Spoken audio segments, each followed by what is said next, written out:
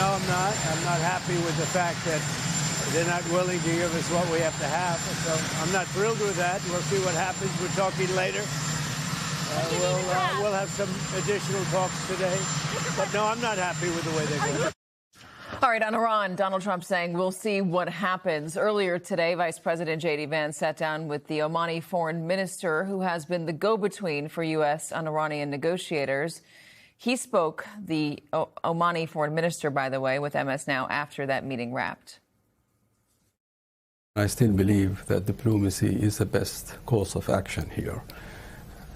Any alternative to diplomacy is not going to solve the problem. Everything is possible, as long as both sides are willing to really give what it takes to reach that ultimate goal. I think I have seen a lot of flexibility on both sides, and I believe it's really a matter of just keeping at it, keeping negotiating to get that to that finishing line. All right, joining us, MS Now senior White House reporter Vaughn Hilliard, host of MS Now's The Weekend Primetime, Ayman Mohyeldin, and MS Now senior national security reporter David Rode. He just sat down with the Omani foreign minister. So, David, give us a little bit more about what the foreign minister told you and where you understand these talks to be. So he was cryptic about his meeting with Vice President Vance this morning, but he said that Vance was engaged. Vance, had questions. But he was concerned, and you could see it on his face. He's exhausted. He just led the negotiations that happened in Geneva, where he was shuttling between rooms for most of the day with the U.S. and the Iranian side. He flew directly from Geneva to Washington after getting this rare meeting with Vice President Vance. I think he would love to meet directly with President Trump, but he insists that peace is possible and that this could be a better deal than the deal President Obama brokered under his administration. So it was fascinating to meet him and see how hard he's trying. All right. At the same time, Ayman, as hard as he is trying, it does appear that we've got quite a few assets out there in the region. Are all the pieces in place? Is that how the region sees it for a potential strike? Yeah, I mean, the way that it has been described to me is that the window for a military operation has opened, which means U.S. military assets are in place. Obviously, diplomacy is still taking place. But in terms of what the United States wants to do militarily, nobody really knows that except the United States and specifically the Donald Trump administration. What I can say, based on speaking to sources in the region, is that all of the countries in the region are extremely tense right now. They're watching the diplomacy, the high-stakes diplomacy play out with two factors in mind. One, diplomacy hasn't failed, but an agreement hasn't been reached. And so until you have an agreement, the threat of military operation looms. And the dark horse in all of this, of course, has to do with what is taking place in Israel. We saw some expats being called back, or we saw foreign nationals being told they could leave Israel if they wanted to, including the U.S. embassy staff. And that has been an indicator in the past for any possible military option.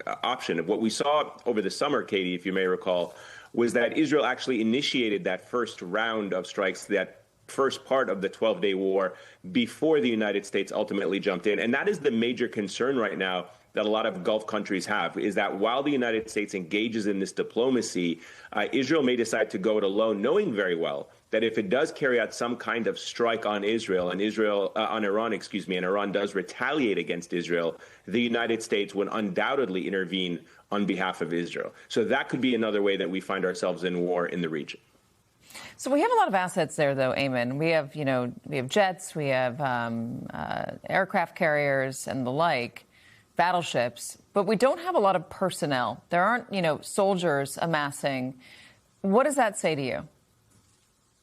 Well, look, the nature of warfare has changed so much, and certainly the United States has so much technological capabilities and has by far air superiority than any other country in the world. So the United States can carry out a series of military operations with what it has. That also depends on what the range of options that are being presented to the president are. And that's why, again, we come back to this uncertainty.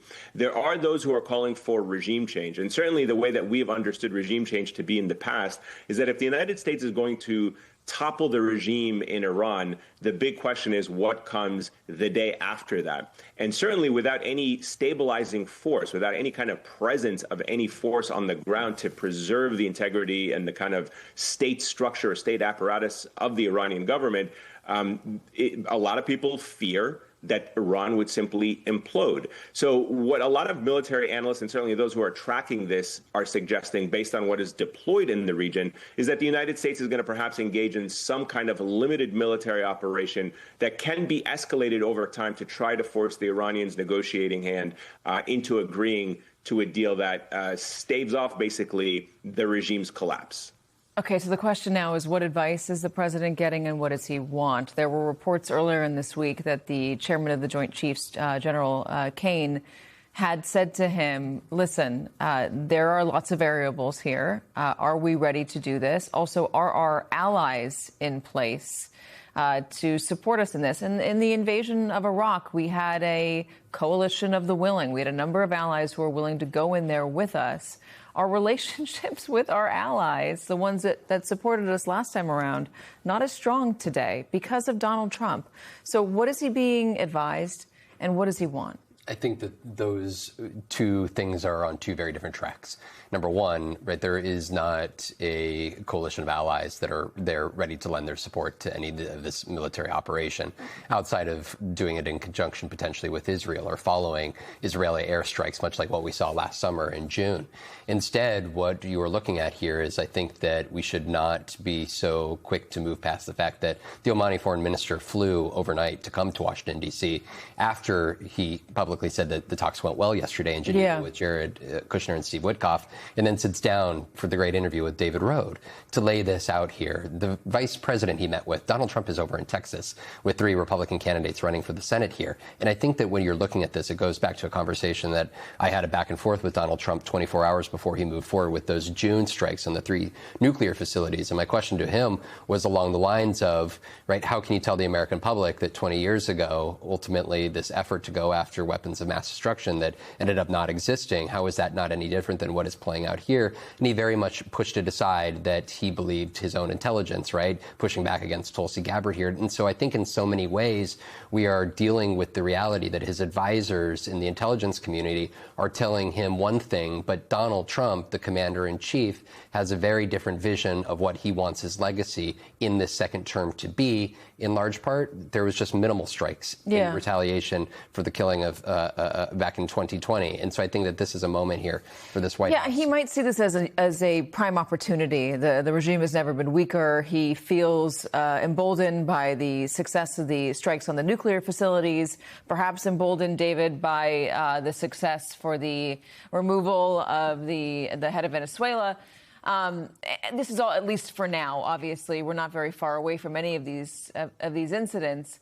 But why does the administration believe that going harder after Iran now, potentially regime change, would be any easier this time, would be limited and not require long engagement by the United States? That's the right question, and we just don't know. And it's very clear that it's the president himself who will make this decision. Unlike in the first term, there's very few strong advisors around him. Foreign Minister al-Busady from Oman was literally begging, in a way, in this interview for the United States to at least attend technical talks that are scheduled for Monday. These would be in Vienna. They'd be run by the International Atomic Energy Agency, and that the U.S. should hear the details of what is possible on an agreement regarding uranium enrichment, at least. Yeah, and I think, Vaughn, what you were saying a moment ago, watch what they do, not what they say, speaks volumes here. The fact that the Omani FM foreign minister flew out here overnight to get here now and is begging the administration to go to technical talks on Monday. Well, that doesn't signal a peaceful and easy weekend ahead. All right, Ayman Mohyeldin, Vaughn Hilliard, David Rode, gentlemen, thank you.